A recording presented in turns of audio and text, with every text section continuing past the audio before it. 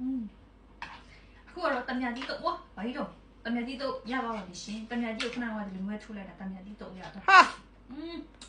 မော်ဆရာဒီပါလားမော်ဆရာမလေးဒီမှာကျုံစားကြပါဦးစားကြပါဦးစားကြပါဦး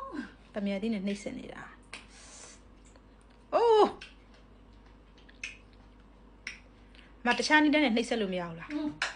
အရင်ကောညတော့ခလုံးလို့ရမှာမတမြတိကဈေးကြီးတယ်တလုံး100 yen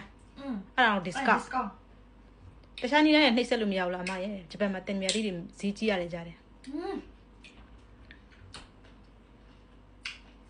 ကောင်းလားဘာတုတ်တာလဲရှင်းပြပါဦးတင်မြတိရဲ့အကြီးမငပိဘူးရဲ့ပဇွန်6ရဲ့ရတိလောမုံရဲ့